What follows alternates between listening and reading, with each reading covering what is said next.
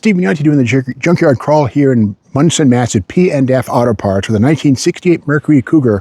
And of course, the Cougar was sort of the Mustang's big brother. Again, 68 was the second year for the Cougar, but something that made the Cougar unique was the hideaway headlights seen here, electrically driven. Very cool. And often scrounged, I should say, but here they are present and accounted for. Electrically driven, massive stuff like this would not be as effectively run by a vacuum motor, so these are electric for sure. And we can see this one has the standard manual front drum brakes. Discs were optional. Standard engine on this would have been a 289 two-barrel, but this one has something better, not the 390 or the 428 or the 427. The 27 was possible in 68 Cougar. I know a guy who has one in West Brookfield, but here we have the J, which is the 302 four-barrel, 240 horsepower, 1 year offering, cost $373 with the automatic transmissions, $373 for the 302 with the extra torque over the 289.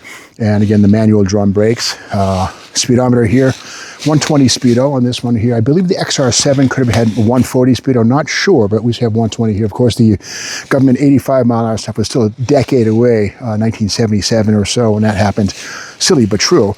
And of course, the Cougar was never built as a convertible. Some people have made customs, but never from the factory. They're always a two-door coupe like this, a hardtop.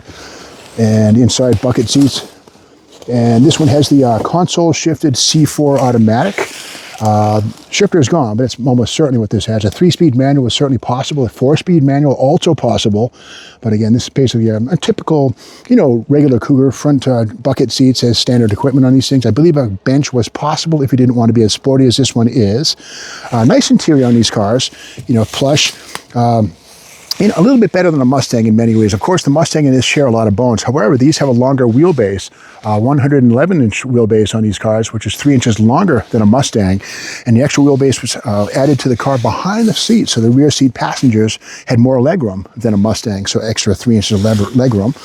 And this one had a vinyl top. It was sort of a metallic green, light metallic green. Must have been a really classy car with a black top back in the day.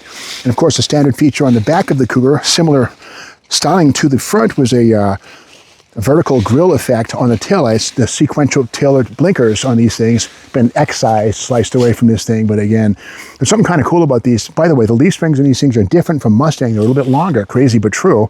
However, that said, the same Ford 9-inch rear axle was used in the Mustang and the Cougar. And there it is right there, the beautiful Ford 9-inch, arrived in 1957, and a great piece of design. And of course, these are major stars in drag racing and, certain forms of NASCAR racing in the 60s, 70s. The 9-inch was the go-to rear axle. Tough axle, can handle about 450, 500 horsepower in nearly stock trim. 31 spline axles, please. 28 splines, not so tough, but this is almost certainly a 28 spline. 302 4-barrel is not going to harm that. But something cool about 68 Cougar was it was Motor Trend's car of the year. We all know that Motor Trend never makes mistakes, with maybe the exception of canceling Junkyard's Roadkill's Junkyard Gold, but that's all in the past. But here's the cover story right here, Motor Trend's car of the year, and inside a nice color shot of the car of the year. Beautiful car, nice color work with the crazy psychedelic lens right there, the fisheye lens. Great example. And here's the Motor Trend Car of the Year trophy right there. I worked at Hard Ride magazine for about 7 years, and on the 7th floor of the Peterson building on Wilshire Boulevard, this thing was there at the Motor Trend floor right there on display for the world to see. As you walked into the Motor Trend offices, you'd see that very same device right there, the trophy. And the styling on the car went through a series of different phases, and here it is here in different phases as the design staff and the teams were settling in on the final design as they go from left to right, weird top left to more normal, and the final design you can see it on bottom right there. And the 11M right there, the M stands manufacturer plate. So that's basically, these are cars were licensed to Ford, or Lincoln Mercury, I should say, for use on public roads. So when you see an M plate, that's kind of cool. Manufacturer tag means it's a pre-production prototype. A nice cutaway right here of the car, beautiful illustration showing the inner workings of the Cougar. And again, it has a traction bar says this, that's the Cougar Group 2. Okay, the Group 2 is a parts package you could get to make your car more competitive on a road racing situation. And nice cutaway here. And that's a small block Ford with an automatic, nothing too exotic. And here on the next page, kind of cool, they do show the Group T Cougar stuff.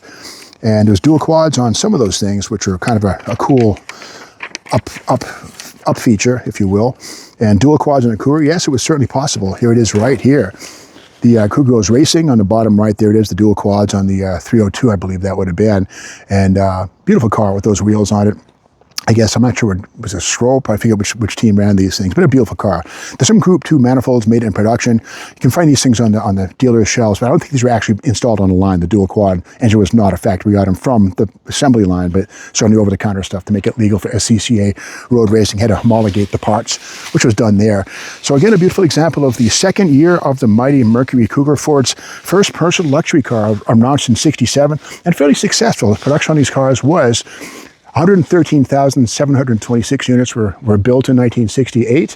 And if you want to learn more about this car, maybe buy the glass or any parts from it, you can reach out to P&F Auto Parts by calling 413-267-5167 or online at pndfautoparts.com. Well, they have 14 acres of cars, and they have no stack policy, so the roofs aren't going to be crushed. And so the cars are, there's a lot of stuff. There's a lot of rust, but again, lots of pieces. Every car here has something could be used for sure.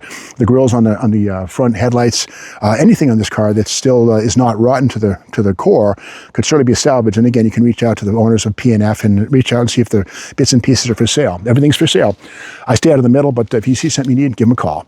Thanks for watching this video. Be sure to subscribe to the Steve Maggs YouTube channel. I'll see you tomorrow for more Junkyard Crawl. Thank you for watching.